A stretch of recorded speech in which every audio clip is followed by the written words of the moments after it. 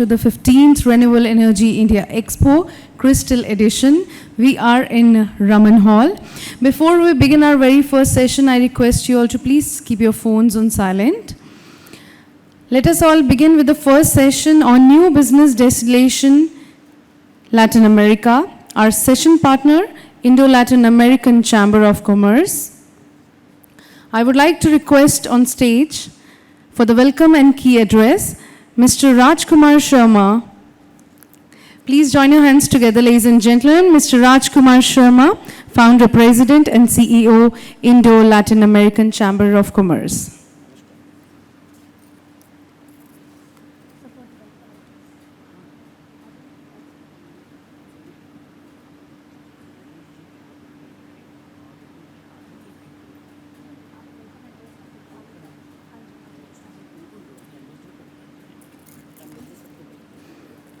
I would like to request all our eminent speakers,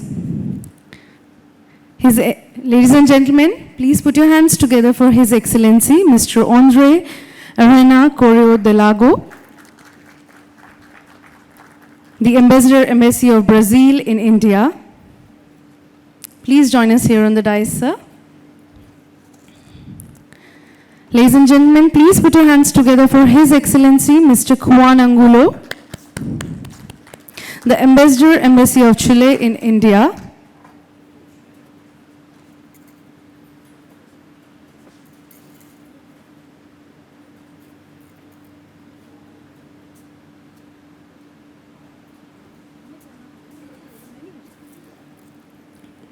Ladies and gentlemen, I would like to request on stage His Excellency, Mr. Claudio and Serena Montero. Please put your hands together for him as well. The Ambassador, Embassy of Costa Rica in India. Ladies and gentlemen, may I request His Excellency Mr. Alberto Eguani, the Ambassador, Embassy of Uruguay in India. Please put your hands together. I would like to request Mr. Ame Pradhan, Knowledge Partner, Indo-Latin American Chambers of Commerce. Please put your hands together. Now I would like to request Mr. Vinod Tiwari, Co-Founder and President, Indo-Latin American Chamber of Commerce, to please join us here on the dais.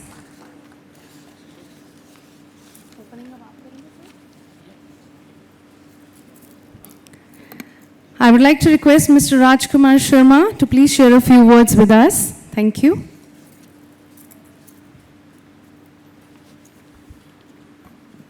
Thank you, ma'am.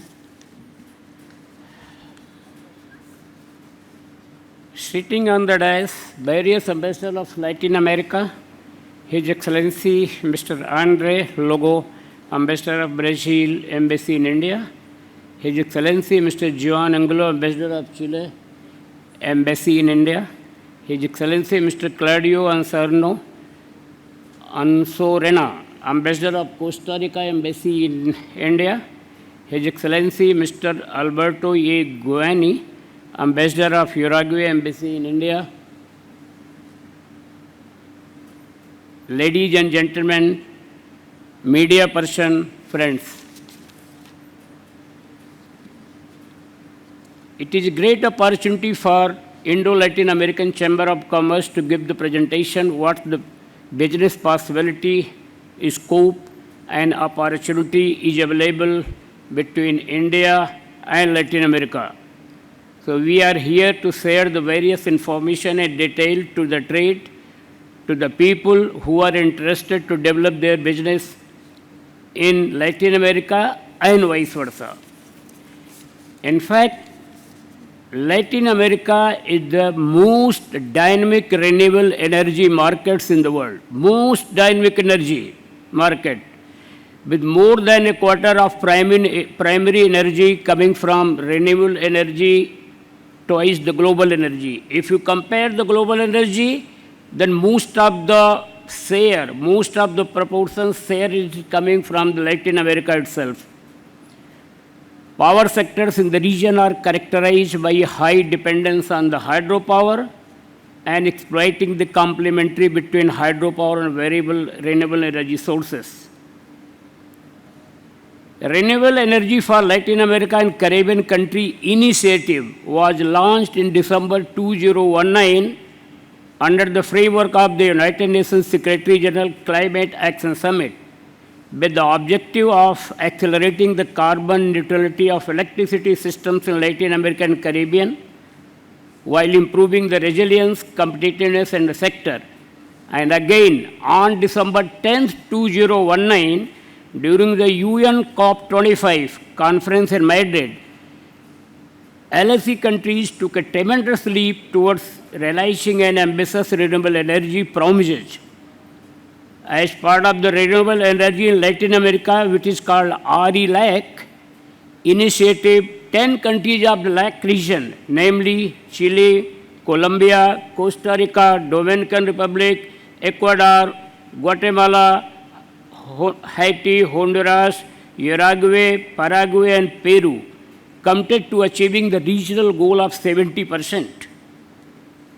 Ladies and gentlemen, you will be very happy to note that South America is one of the leading renewable energy regions in the world, with a total installed capacity of 221.09 gigawatt as of 2019. South America renewable energy market is expected to grow at a CAGR more than 6.1% in the forecast period 2025. Significant part of South America renewable energy is generated by hydropower facilities in countries such as Brazil and Venezuela. Wind and solar are the other top contributions to the region as well. South America itself has set a goal of reaching at least 70% of the renewable energy and electricity by 2030. And in this region, countries like Brazil, Chile, both are ambassadors sitting here, and Mexico ranked among the top 10 global renewable energy markets in terms of investment. And according to IRENA, Brazil leads wind and solar power growth in Latin America. So see the capacity and the growth of the Brazil. It generates more than 58% of electricity from hydro. Uruguay, Excellency is sitting here, generates around 98% of electricity from carbon-free sources like wind energy. Now we focus to the Central America. Central America is the largest share of renewable, 56%, and most diverse mixture of renewable generation composed by biomass, geothermal, wind and hydro. Costa Rica, El Salvador, Honduras, and Nicaragua have developed some geothermal resources too. Costa Rica and Uruguay and Paraguay both generate virtually all electricity through renewable energy. And Costa Rica, though small in size, Excellency sitting here, has proven to be a giant in using renewable to genetic nation electricity. Nearby 100% of its electrical grid is powered by renewable. Largest by hydropower, but it's adopting solar and wind sources as well. Country is now working on a border decarbonization strategy focusing on the transportation. See, Costa Rica renewable energy supply more than 98.53% of the energy output in the entire nation in 2018. 99% of our electrical energy was derived from renewable energy sources, and 80% out of which is hydroelectric power. Like Guatemala, 65% of Guatemala energy grid is based upon renewable sources such as hydropower. See, clean energy corridor of Central America, because our Central American ambassadors are here. So that's why I would like to highlight that clean energy corridor of Central America supports the accelerated development and cross-border trade of renewable power in Central America in the context of the regional electricity market and regional transmission system. Likewise, Chile and Mexico have the world highest level of sunlight. Chile is one of the good opportunity given by the nature that they have one of the world's highest level of sunlight, making them ideal location for solar panel installation. Chile leads in the electrification of public transport of Latin America, followed by Costa Rica and Panama, which has launched their national electricity mobility strategy. Chile has increased its wind power capacity by 529 megawatt to 2.15 gigawatt in 2020. And you all will be happy to know that due to its vast geographical and abundant natural resources, Latin America has the potential of becoming major player in this sector. All above Latin American countries shall ensure they have more robust transmission networks to handle a diverse energy mix that incorporate more wind and solar energy.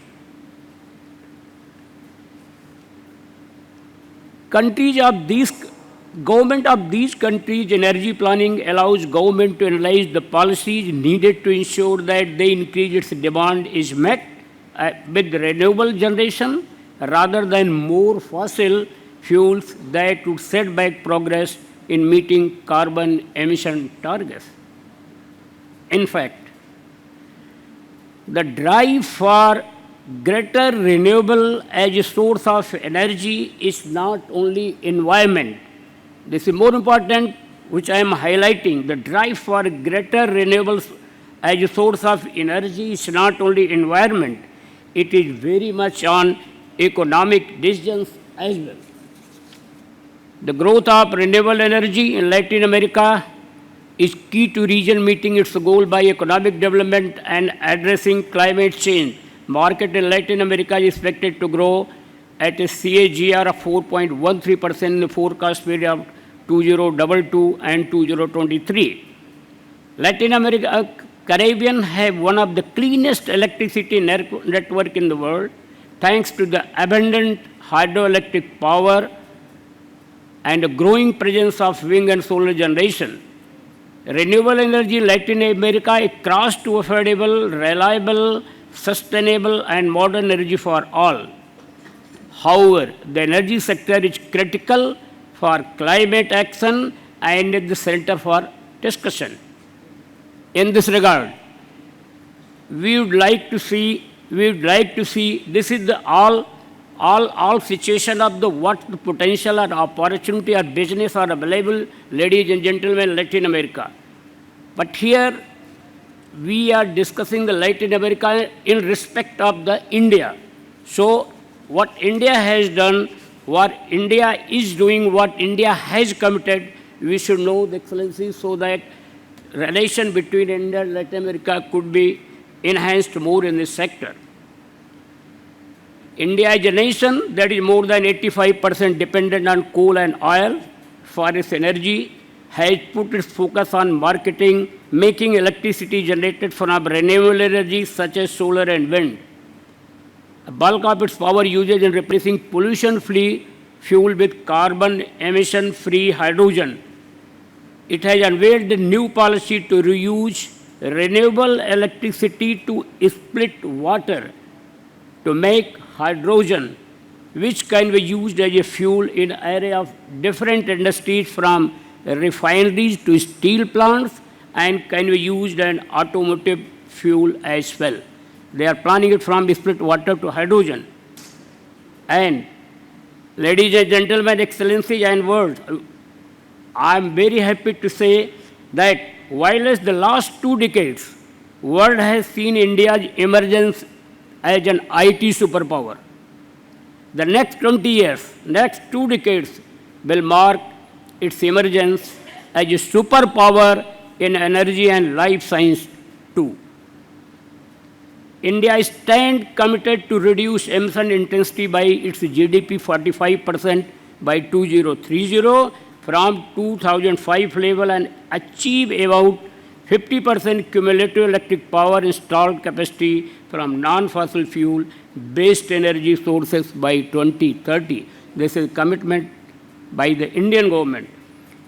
In this regard, addressing the world leaders at United Nations 26th Conference of Parties COP26 at Glasgow in November 2021, our Honorable Prime Minister Sri Narendra Modi ji listed out 5 commitments of India, which you can see a 5-fold strategy, which he termed in the Indian terminology called Panchamrit, to combat climate change with bold announcement that it will achieve the target of net zero emission by the year 2070. This is the commitment from the India government. Achieving a 500 gigawatt non-fossil energy capacity by 2030. And what is the 5 strategy in a very short? India will take its non-fossil energy capacity 500 gigawatt by 2030. India will meet 50% of energy requirement from renewable energy by 2030.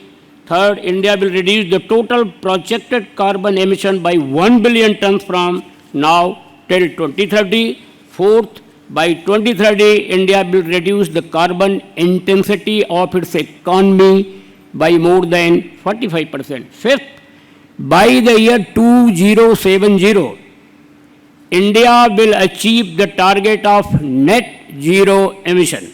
So this is the commitment which our Honorable Prime Minister has committed in that meeting, that we will be 2070 net zero emission. And these are the Panchamrit will be unprecedented contribution of India to climate action. Excellencies, for your information, I just would like to inform you that India also launched One Sun, One World, One Grid.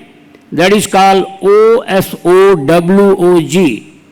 In that conference, with the aim to harness solar energy, wherever the sun is shining, across the globe, across the world, where sun is shining, India wants that there should be solar energy to be produced.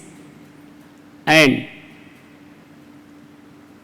for the information of the excellencies of the various countries sitting on the dais, sir, India's commitment to achieve the net zero emission by 2070 is akin to not just walking the talk on the climate crisis, but running the talk as well. So India is committed, and India, I am sure, it will be able to fulfill its target. Finally, in my conclusion remarks, we would like to emphasize that India has great potential growth in the renewable energy sector. India and Latin American countries can develop mechanism to grow in this sector together. As I said, the Latin America has the potential, great potential opportunity in this sector. So India and Latin America should develop the mechanism to grow this sector together, and more could be an example or lead to the world. In this regard, we would like to refer the South-South cooperation. South-South cooperation, where Latin America itself is a part, with India, Africa, and other part, we have committed to make the earth free of this emission at the earliest. Therefore, from this dais, we hereby announce to have we have announced to have more and more interactive session in RE sector in LAC region and vice versa in India. I will request and I will suggest to the excellencies that you please think about this, and we may organize this type of seminar or interactive session in Latin America, in various countries. Let the excellencies sitting on the dais come forward and join hand with us to organize such RE Expo in their respective country in the year 2023 onwards. Excellencies, the growth of this sector shall not only create new and clean environment to the human being, but it shall also create more employment and economic growth in both the region. This is not only clean energy, sir. It is more employment and economic growth also. I therefore hereby call upon to the excellencies sitting on the dais and various excellencies of the Latin America and all concerned to the sector, to the private industries and private businessmen to come forward, join hands together for the welfare of human being across the world and for our coming future generation too, by following our old Indian philosophy and thoughts saying, Sarve bhavantu sukhina, means let the world be happy and prosperous.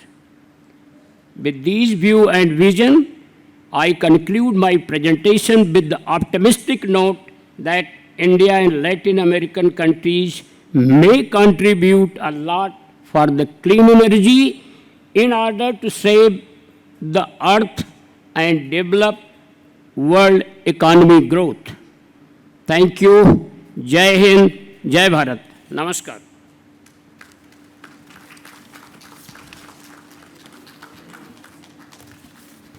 Thank you so much, Shir, for sharing your insights with us. Ladies and gentlemen, may I please request on stage, may I please request on the podium, His Excellency, Mr. Andre Arana Correa do Lago, on the topic, the Brazilian story of biofuels, the challenges and the opportunities for India.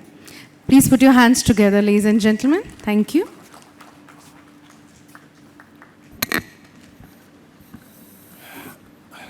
Good afternoon. Taking into consideration that we started late and that the first speech was longer than expected, I will be as short as possible.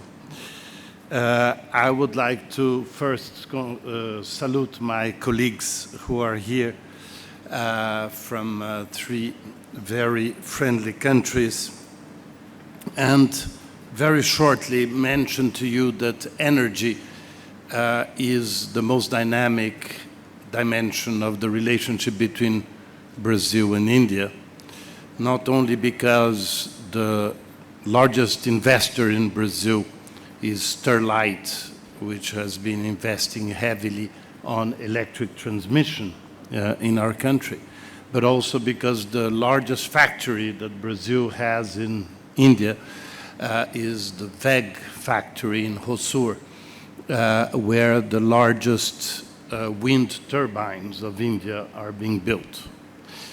But in fact, our energy relationship is also very strong in the oil business, because today oil is the main export of Brazil to India. Brazil has become an important exporter of oil in recent years. But as the title of this presentation is, the most important and the most interesting dimension probably that we have with India is in the biofuel area.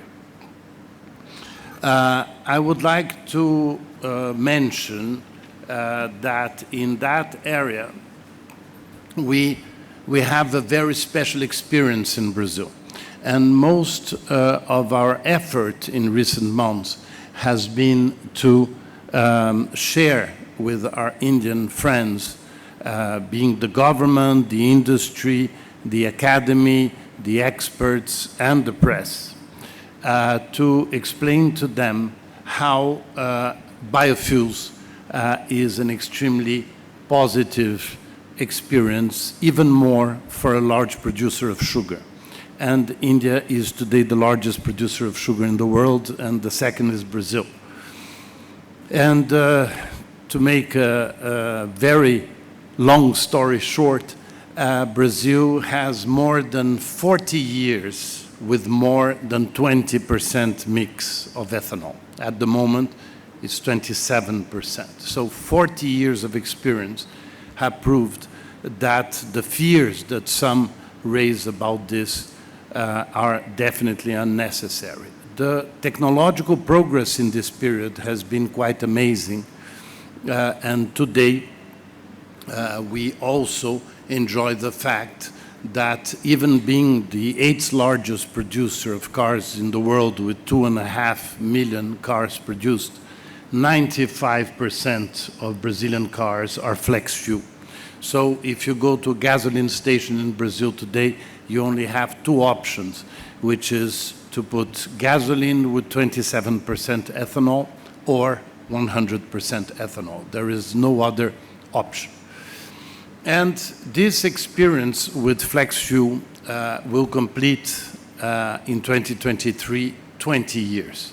And that's why we are sharing so much experience here with India, because sugar ethanol is the first generation ethanol that reduces most the emissions and has an extraordinary impact on air quality. For you to have an idea, São Paulo, the largest city in Brazil with 20 million people, is now ranked 1,800th city in pollution in the world. So when you have 40,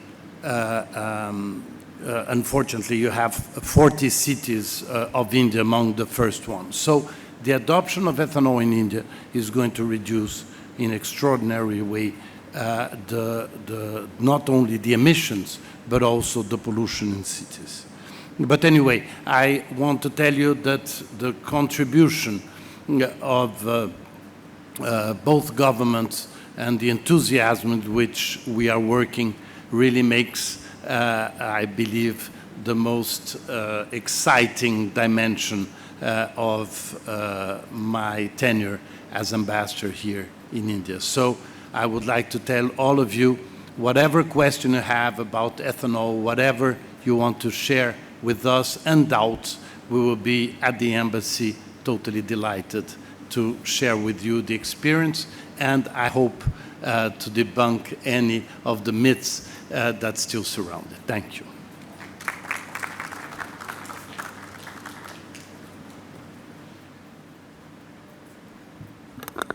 Thank you so much, sir, for sharing your insights and knowledge.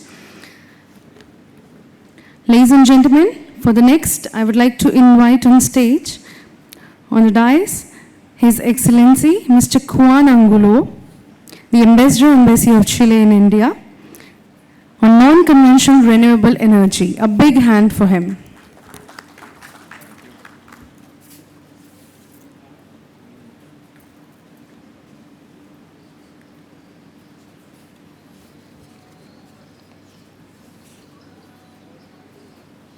Good afternoon. We are just waiting for the presentation to be on screen. Yes, thank you very much.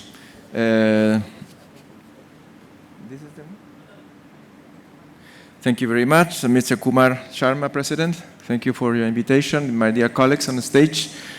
It is always interesting and an opportunity to talk about what our countries are doing. In particular in this area of renewable energies. I just wanted to share with you some information about what Chile is doing on transition, renewable energies, and green hydrogen. So, well, you may know Chile has a very limited impact in global level concerning emissions. We are a small economy. We have a very strong ambition to decarbonize our economy and to transform our power grid into a 100% green one.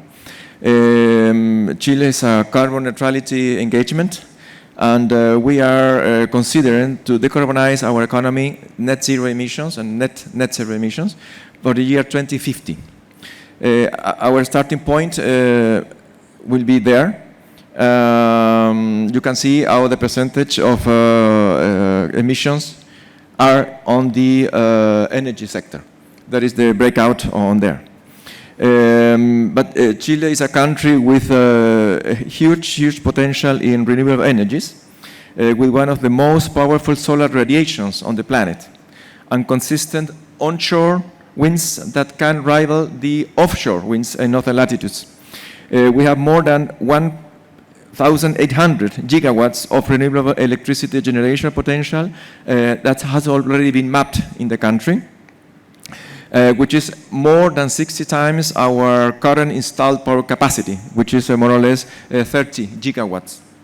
To meet our national goals of decarbonization and future demand for energy, the same both, we need to add some 30 giga of capacity from renewable sources. We need to do this in about 1 decade, next 10 years. In our best year, last year, we were enabled to add up to 2.5 giga on capacity on clean energies. So we have to act very fast in order to reach our objectives. You will there see what will be the projection on 2030 to have a zero on carbon, and solar, offshore wind, hydro will be our objectives. The carbon neutrality is there. So we are talking about forest capture, green hydrogen, energy efficiency, and that is our path to the 2050 objective. Of course, we need a close collaboration with foreign partners in this process. We have a lot of good points to offer to this foreign partners. Long-term stability, effective rule of law, highly friendly business and commercial ecosystems, access to new markets thanks to extensive network of free trade agreements, etc. And we have disposed also of a very robust foreign investment regime that secures equal treatment for foreign and national investments. So last year we have, our target was to have 20% of total electrical energy generated by non-conventional renewable energies, and we reached not only 20, we reached 22%. That was on a process of reconversion of coal-fired power plants in different areas. I have some examples. This needs a collaboration between private and public sector. The first concept, the first idea was to launch this energy agenda 22-27 that includes more or less these ideas. You will see is new topics on the agenda, and this is a kind of policy for the next 4 years, which is the next 4 years of the new government. Of course, within this, the green, the cooperation is very important. It was mentioned on the inauguration session by some speakers. We consider all these points to be key to the development of the strategy. And within this, the green hydrogen, of course, is a very, very important part of the process. So far, all studies indicate that Chile has a clear potential to have one of the cheapest, maybe the cheapest green hydrogen on the planet. We are expecting to reach $1.3 per kilo in production cost by 2030, and below $1 per kilo in the long term. The estimation of the capacity is more or less 160 million tons per year of green hydrogen. We expect a growth in the domestic market up to $9 billion US dollars per year in 2050, with a 5 million ton on green hydrogen in use. Please consider the size of the Chilean economy. That's very important numbers. Among the sectors will be mining. Chile is a mining country, and we are encouraging on the strategy the support of government to facilitate installation of plants on green hydrogen. The first idea was to create a green hydrogen strategy. No more than 30 countries in the world have this green hydrogen strategy, and Chile is one of those 2 years ago. And it's a long term. It's available in the internet. I can share with you if you have some more particular questions. These are the goals for 2025. You can see there. And the main objectives are three, in fact: to produce the world's cheapest green hydrogen by 2030, to be among the top 3 exporters by 2040, and to have 5 gigawatts of electrolysis capacity under development by 2025. That is from here to 3 years from now. In order to focus, we have identified some sectors that may be of interest to you: oil refinery feedstocks, green ammonia, mining, mining haul trucks, the huge trucks on mining, heavy-duty off-road trucks, long-range buses. Transportation is very important and consumer in this green hydrogen industry, and blending green hydrogens into the gas grids, the current gas grids. Of course, we have also to work with foreign countries, and we have targeted some areas in the world that we think that will be of most important: Western Europe, Eastern Asia, Japanese Korea, Singapore, and the west coast of the United States. In order to do so, we have target some for instance, a cipher of $2.5 billion per year by 2030 of export, and to develop at least two valleys in the city, in the country, for developing these green hydrogens. This is one of the what we have been doing in this. I will have a long list of some key points. I will just refer to the collaboration with some ports, because you cannot just produce. You have to be part of the integral value chain, and that is producing, but also selling. And the buyer should also be able to distribute. So in order to anticipate that, Chile has already signed contracts with the port of Anvers, the port of Rotterdam, Singapore, and just 1 week ago, 2 weeks ago, we signed something similar with Hamburg in Germany, which are countries that you have seen at the presentation, at the inauguration, that are very much on this market.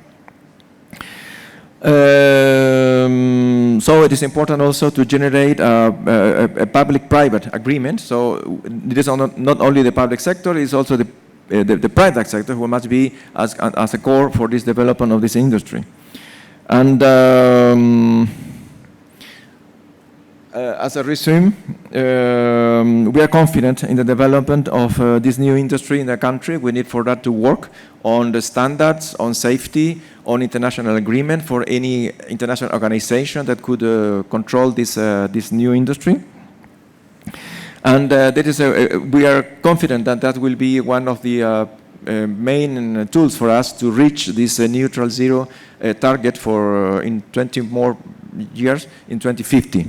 You saw the slide. It is not the only way to reduce or to go to these net zero emissions, but it's one of the most promising, because can also create a new industry with new jobs, new regulations, and everything around it. We believe very much that will be the new fuel for the future, with the difference that it is a clean fuel and a renewable one. So in principle, we have to bid a lot on this new fuel.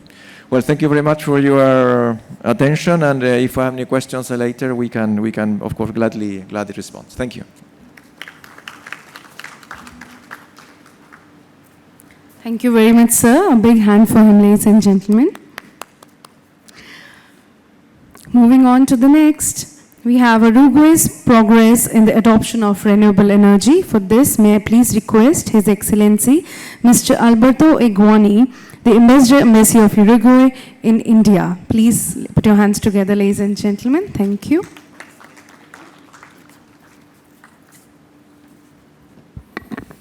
Thank you very much. Muchas gracias. Obrigado. My dear colleagues too, and my colleague from Costa Rica for letting me speak in his place.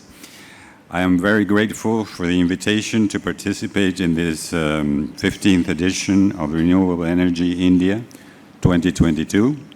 and congratulate the organizers, even the Indo-Latin American Chamber of Commerce, also for the expo being held during the 28th to 30th of September at India Expo Center in Greater Noida.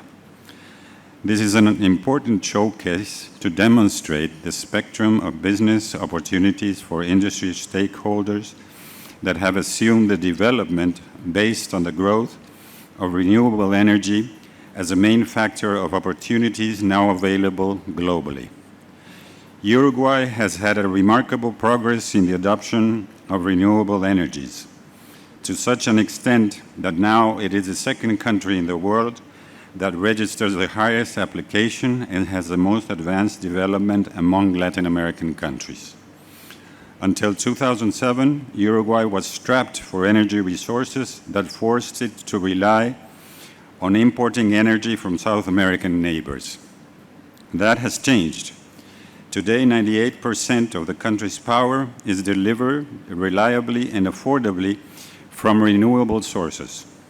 Compare that to the worldwide average that is typically reported in the low to mid 20% range, and you can see that this country might just be onto something very outstanding. There is no doubt that Uruguay has a blueprint for renewable energy that others could follow. Located between Argentina and Brazil, its two largest neighbors and trading partners, Uruguay is geographically the second smallest nation in South America, with a population of about 3.5 million, of whom regularly 1.8 million live in the metropolitan area of its capital, Montevideo. Since the signing of the Kyoto Protocol in 1997, Uruguay has surprised its south, including conserving native forests, protecting biodiverse areas, and showing remarkable progress on a promise to be carbon neutral by 2030. Among conservation projects that have made international headlines are the Uruguayan architect Rafael Viñoly, whose ecological-driven bridge design transforms a typical vehicular crossing into an event by reducing the speed limit of the cars so that passengers are provided an opportunity to savor the natural beauty of the region. The green fuels and chemicals are the ones that enable the decarbonization of maritime and air transport, fertilizers, steels, and cement production, among others. The progress to achieve the energy transition is gaining momentum worldwide through strategies such as electromobility, a path that Uruguay has already started, and green hydrogen. Significant funds have been committed to the development of a hydrogen economy, and it is a strategic aspect on the agenda of both major countries and global companies. Energy geopolitics is beginning a process of transition towards a greater diversification in which countries that historically have not had relevant energy resources are positioning themselves as new players with diverse roles and possibilities. Uruguay faces a unique opportunity to expand the country's energy production and export boundaries. The first energy transition has shown us the potential of renewable energy production and has strengthened our credibility as a recipient country for large-scale investments. We seek to move from sun and wind to hydrogen, which allows us to produce exportable synthetic fuels as well as other derivatives and hence green fertilizers that can drive sustainable production, spilling over to other sectors of the economy, both of the industrial and agricultural levels.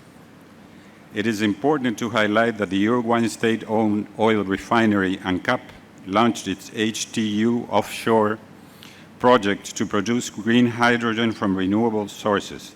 The project seeks to further position Uruguay as a leader in green energy as the country looks to achieve carbon neutrality by 2030. The purpose of the project is to generate green hydrogen for export from offshore and wind farms. This project builds on the Ministry of Energy Green Hydrogen Pilot Project launched in 2021 to produce and distribute hydrogen for use in the transportation sector. The H2U offshore project will offer between 8 to 16 blocks of the coast of Uruguay. The first block is located more than 10 kilometers from the Uruguayan coast at a depth of between 10 and 30 meters. The second block is located more than 100 kilometers from the Uruguayan coast with a maximum depth of 50 meters. The project investment is estimated to between $1 and $3 billion, and the installation of the platform, the hydrolyzer, and green ammonia plant. ANCAP is interested in meeting international companies to further on in this project, and we are planning to be executing it in almost from 8 months to a maximum of 2 years. And studies carried out in the 2020s indicate that Uruguay's offshore wind generation potential is around 300 gigawatts. The 500 quadrat kilometers areas have a nominal capacity of 1.25 gigawatt of power and production capacity of at least 100 tons of hydrogen per year. During the project, ANCAP will offer technical capacity in complex installation processes, knowledge and experience in geology and offshore around Uruguay, and in contracts and negotiations with all the majors. All of this shows of the opportunities available, and we have the doors open to celebrate this cooperation with India. I thank you very much for your attention.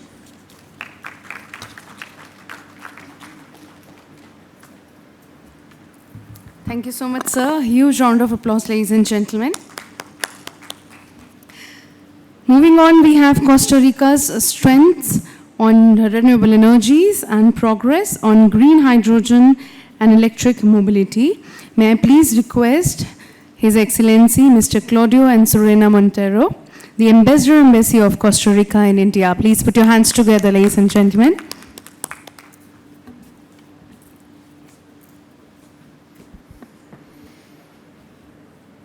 Good afternoon. It's a pleasure to be here. Thank you for the organizers to invite me, fellow panelists and diplomatic colleagues, ladies and gentlemen. I'm glad to be part of this August forum of the ILACC, New Business Destination in Latin America, with industry focus on renewable energy. I will be talking on the topic that is very close to my heart and my country, which is Costa Rica's strength on renewable energies and progress on green hydrogen and electric mobility.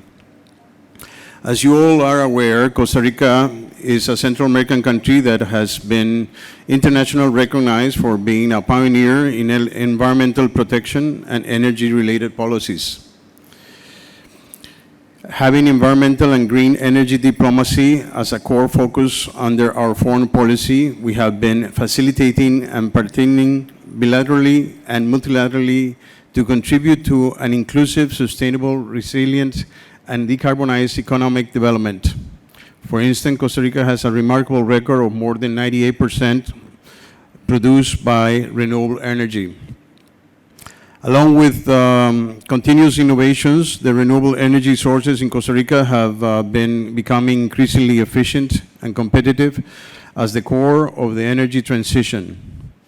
The country has a distinct advantage in this regard due to its diversified electric matrix, which is based on renewable sources like hydro, wind, geothermal, solar, and biomass, which allows electricity supply with virtually zero emission.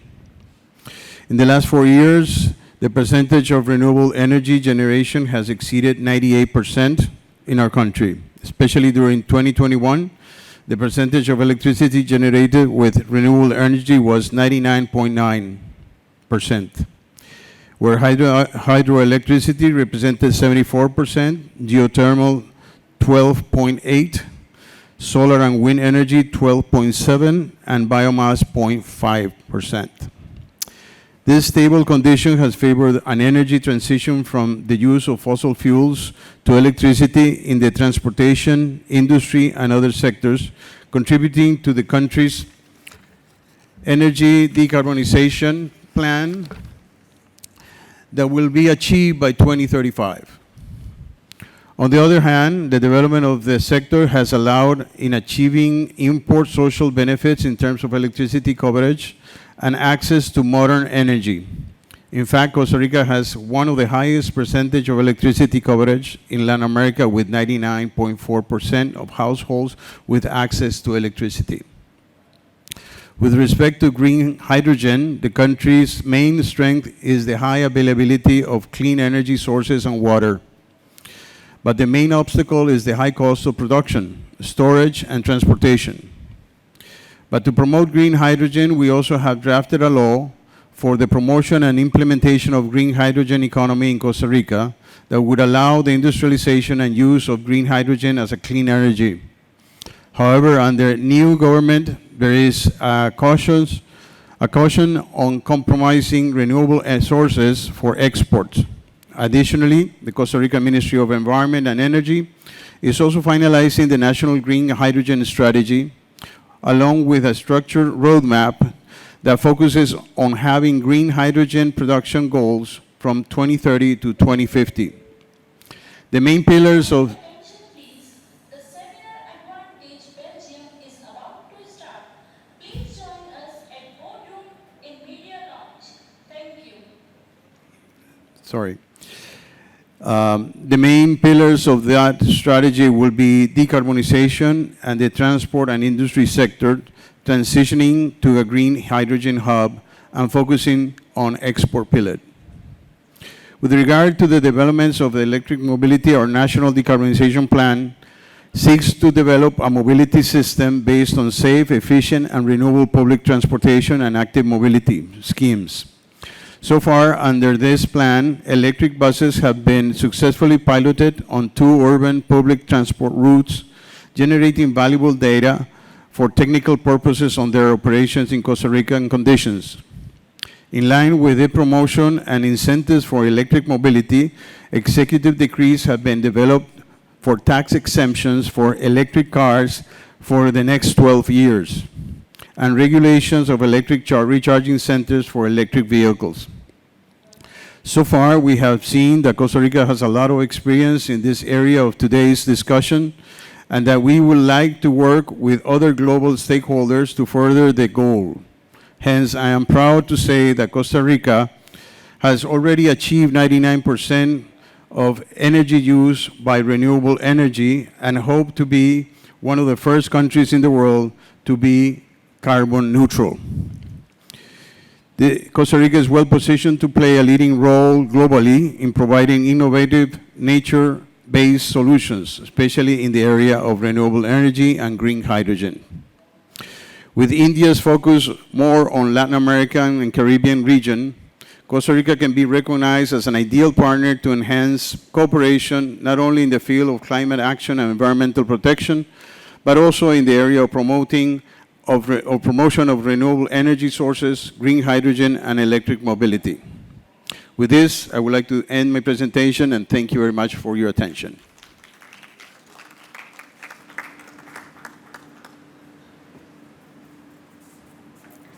Thank you so much, sir, for sharing some knowledgeable insights. Moving on, we have secrets to business success. May I please request Mr. Amit Pradhan, Knowledge Partner, Indo-Latin American Chamber of Commerce, to please join us here.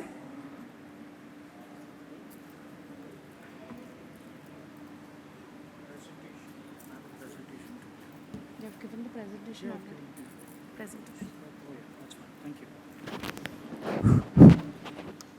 Good afternoon, ladies and gentlemen. My name is Ameya Pradhan. I'm knowledge partner with Indo-Latin American Chamber of Commerce, and I'll do my introduction a bit later. But I'm sure you guys must be wondering, what is a business coach or an executive coach doing in such a wonderful audience who's talking about cleaning up the earth with renewable energy? I'm going to help you with understanding some secrets to business, and for that I'll need your undivided attention for the next 10 minutes. First and foremost, I'd like to thank Indo-Latin American Chamber of Commerce, President Sir Mr. Rajkumar Sharma, His Excellencies from Brazil, Uruguay, Costa Rica, and Chile for their presence today, and also Mr. Vinod Tiwari ji, who's the Vice President for the Chamber of Commerce. I don't think he's in the room right now. Anyway, So let's get started. How many of you guys have experienced that when you take action, you get some or the other result? Do you want to try what an action looks like? Yeah? Can we all rise, please? Can we all rise? Please rise. Please stand up. Please stand up. We have been sitting for some time, right? We started at what, 75 minutes ago, right? Can we just raise our hands? Move to our left. Left, left. To our right. Stretch back a bit. And those who can, like me, try and touch your toes. Okay, get back to your seats. How does that feel? Very good. Very good. You feel energized, refreshed. We moved, right? So what does that prove to us? When we take actions, we get result, right? And when we take actions in our business, we get the right result that we want from our business. With that, I'm going to just share with you what I believe are the 6 most crucial steps for any business owner, any corporate organization to implement in their business, which will definitely give you the result and the success that you're looking for. Okay? So, thank you for your attendance. In business, your time is your most valuable asset. We can always make more money, we can always meet more friends, eat more food, but we can't make more time. We are close to 2 o'clock in the afternoon today. When we are tomorrow at 2 o'clock, we'll not be able to fetch back the 2 o'clock that we were at yesterday. So time's our most valuable asset. How we invest our time in business is one of the keys to success. And most importantly, business need not always mean busyness. How many of you have heard from your spouses, from your wives, you know, you've only been busy. Are you a busy man or a businessman? Right? I'm sure a lot of people have had that feeling in this room. Who am I? I have been a successful corporate citizen for 20 odd years, delivered large-scale transformation programs in areas of outsourcing, particularly with a lot of MNCs like Credit Suisse, which is an investment bank, Aviva, a life insurance company, managed diverse teams, designed and implemented customer-centric processes and systems. I'm a proud father and husband, and I do my bit by being a cyclist. I'm on the panel of my city for clean commutation. That's why I've chosen cycling to be a part of my life. And I'm going to be a business coach for the next 8 or 10 minutes. Is that all right? Yes or yes? Fantastic. So I'm just going to skip this. Action Coach, the firm that I represent, we are the #1 business coaching firm. Our vision is to create world abundance through business re-education. And I'd like us to focus for a minute on the word re-education. As business owners, as corporate citizens, as corporate leaders, we are already educated in the job or the function that we lead and what we do. But what if the results that we are getting are not aligned to what our goals are, what our dreams are? And that is where the word re-education comes in. So the next 7-8 minutes, I'm going to re-educate you on some of the most crucial steps that when implemented with any organization will get you the results, will make sure that you are able to achieve the dreams that you've always wanted to get into reality. Okay? This is what I hear when I meet people. My business is stagnated. Tough competition in market. My team's not delivering to its full potential. I'm spending too much time in my office. And this is a very Hindi thing. Agar main nahi to kaam nahi hota office mein. How many of us have heard this? As business owners, often this is what is the state. And also, I haven't taken a vacation for a long time. We started our business so that we could get a lifestyle that we wanted. But guess what? We end up getting a job in our own business. And the full form of job is nothing but just or broke. So, at Action, we define a successful business as a commercial, profitable enterprise that works without you. Most of us always aspire to have a business that is commercial, profitable, and a big enterprise. But the fact that we can make it work without you is something which is usually new to people. Can we all really achieve that? Let's look at what we can do. Does this go back? Yeah. So, these are the 6 steps that when implemented by every business will give you the results that you are always looking for in your life. Starting at the bottom, we call it as the step that brings in stability in our business. It's called mastery. Mastery is all about understanding where you want to go with your business. It's also about understanding how much time you're spending in your business. It's also about understanding what are my key financial parameters, where am I spending my money. If I've got to make a financial decision tomorrow, do I know what are my baselines around it? And then lastly, it's also about getting to know how we are delivering to our customer and whether they're getting what they're expecting from us. So the 4 aspects of mastery that we work with to eliminate chaos in the business is destination mastery, delivery mastery, time mastery, and money mastery. When we know all these fundamentals and when we have gone ahead and fixed those, we move to the next step of helping the business owner grow their business by helping them find their niche. Why is niche required?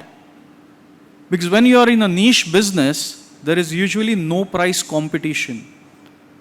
You can demand whatever money you want for your product or your service.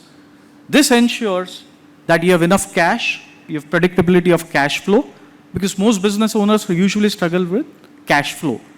It's not anything other than that. Now, once we have the cash, we want to make our business efficient. Imagine trying to make a business efficient, trying to invest in a business which is not generating enough money for it. Hence, logically, we make a progression to leverage or driving efficiency in the business after we've been able to generate a lot of cash.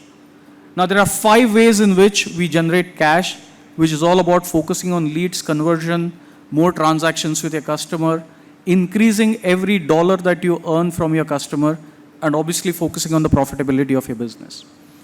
Once we've done this, when leverage comes in, there are 4 ways in which we help a business gain leverage: by training people, by making sure there are enough systems and standards, by ensuring that distribution is in line, and the 4th piece is making sure that your people understand what are your mission, what is your vision, mission, and culture of the organization.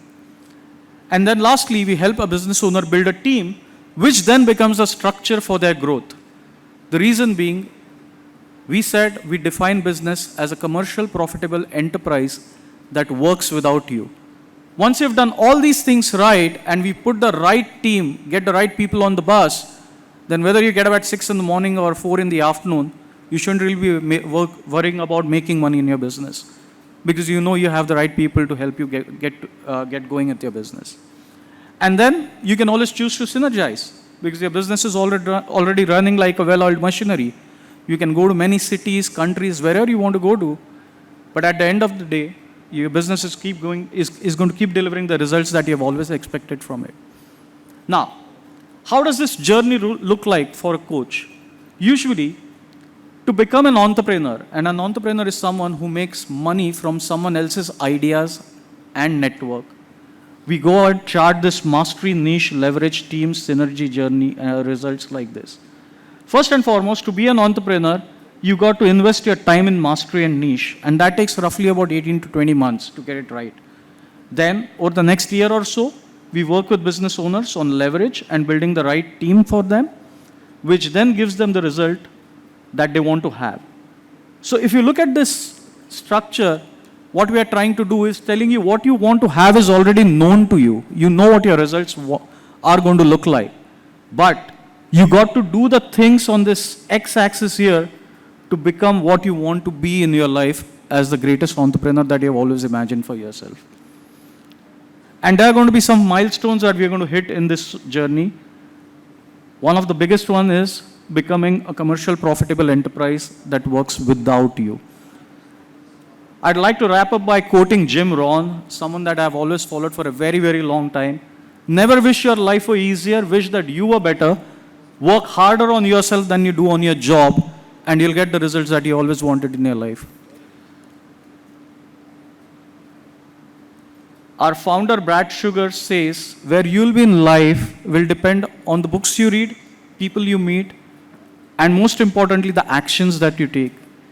Now, this is where I can help you identify the best strategies for your business, put together an action plan, test and measure, which will help you pivot your business if you need to. Most importantly, hold you accountable, because as business owners, we are not accountable to anyone. And that is what coaching is mostly about. It's all about accountability. And lastly, we can help you put together an engaged team and build a growth mindset, because if there is no growth, usually businesses tend to die. For any coaching inquiries, please connect with Indo-Latin American Chamber of Commerce on info@ilscc.com. You can reach out to me directly. That's my number. With that, I'll thank you with this slide which says, action changes things. Thank you so much for your audience today, guys. Thank you so much, sir. Moving on, we have new business opportunities in Latin America. For that, I would like to request Mr. Raj Kumar Sharma, Founder, President, and CEO, Indo-Latin American Chamber of Commerce. Please join your hands, ladies and gentlemen. Thank you, ma'am. Since paucity of the time, we'll have to close this session within 5 minutes. So I will not take more time. In a nutshell, I would like to emphasize and underline that Latin America is a source of immense possibilities. And this continent is quite receptive to India's policies and partnership. A concrete trade relationship development between both the region can contribute to a higher return on investment. If I say some little example, India is the 5th largest trading partner of Brazil in 2021. Latin America is substantial market of more than 19 countries, population of 620 million and GDP of $6 trillion. Indian exporters are still in the stage of discovery and exploration of the huge potential of the region. Fortunately, Latin America is seeking to reduce their over-independence on China, with which there is a huge trust deficit. A part of their diversification strategy, they are giving the importance of large-growing Indian market, which was the 7th largest destination of their global export in 2021. In a very brief, we would like to say that India has a lot of the potential market in the various products like pharma, like engineering, like automobiles, like IT industry and agriculture, etc., etc. And now the new sector has been added, that is the sector of renewable energy. Indo-Latin American Chamber of Commerce is doing a lot to promote the trade and industry between India and Latin America. Therefore, we invite the trade to come and join us. We will support to help you to grow your business in that region. We organize 3-4 international exhibitions in that sector, as well as invite that sector's buyer to India as the reverse buyer-seller meet. So we want you to associate with us, to come and join hands with Indo-Latin Chamber, and we will try our best to promote your business in that region. Thank you.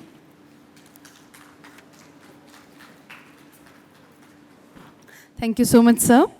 For the vote of thanks, I would like to invite Mr. Vinod Tiwari, co-founder and vice president, Indo-Latin American Chamber of Commerce, to please share a few words with us.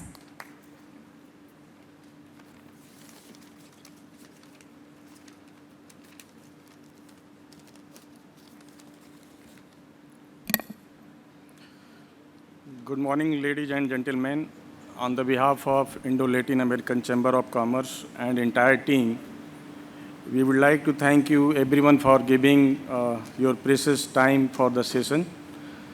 I would like to express my gratitude especially to all our Honorable Ambassador, His Excellency Mr. Andre, Ambassador, Embassy of Brazil in India, His Excellency Corelina, Embassy of Brazil in India, Mr. Juan Antuago, Ambassador, Embassy of Chile in India, Mr. Claudio Anzoreno Montero, Ambassador, Embassy of Costa Rica in India, and last, His Excellency Mr. Alberto Iguani, Ambassador of Embassy of Uruguay in India. Honorable Ambassador has presented and discussed the various topics and opportunities for the respective country that will definitely boost the Indian exports.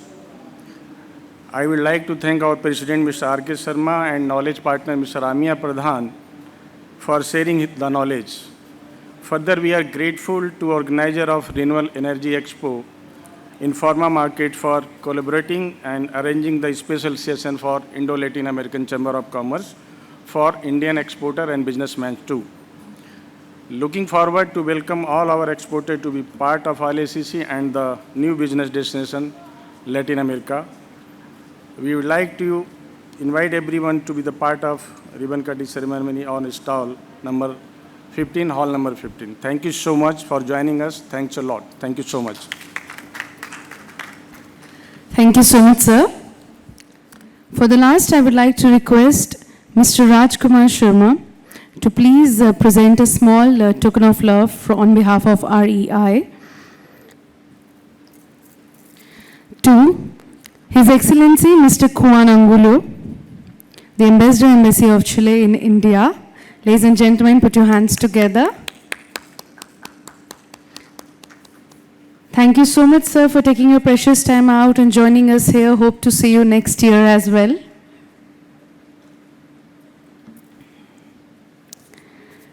Please present to His Excellency Mr. Claudio Anzoreno Montero, the Ambassador, Embassy of Costa Rica in India. Thank you so much, sir, for taking your precious time out and joining us here. Hope to see you next year as well. Ladies and gentlemen, a big hand.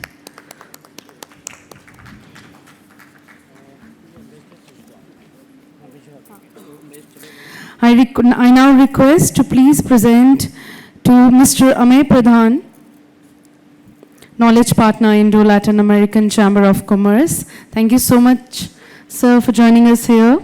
Hope to see you next year as well. Are we low on energy? Waiting for the lunch break, okay. I would now request Mr. Rajkumar Sharma to present Mr. Vinod Tiwari a small token of love on behalf of REI. Mr. Vinod Tiwari, co-founder and vice president, Indo-Latin American Chamber of Commerce. Ladies and gentlemen, a big hand. Thank you so much, sir, for taking your precious time out and joining us here. And now I would like to request Mr. Vinod Tiwari to please present a small token of love to Mr. Rajkumar Sharma. Ladies and gentlemen, a big hand, please.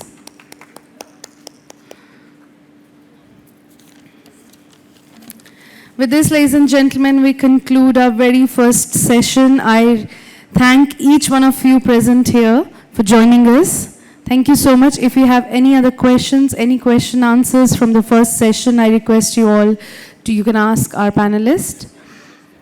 The next session, we will be starting in 10 minutes. The next session is going to be a presentation session on innovations and technology, the way forward to renewable energy.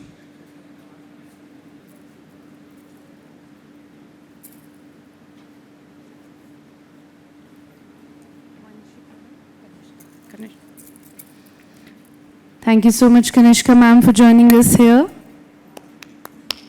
Can we have a round of applause, ladies and gentlemen?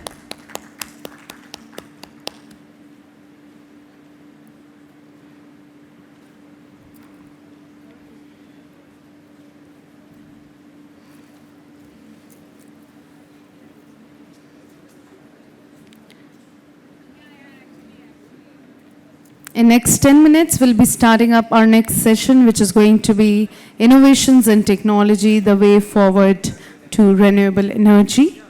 Looking forward to see you all in next 10 minutes. Thank you.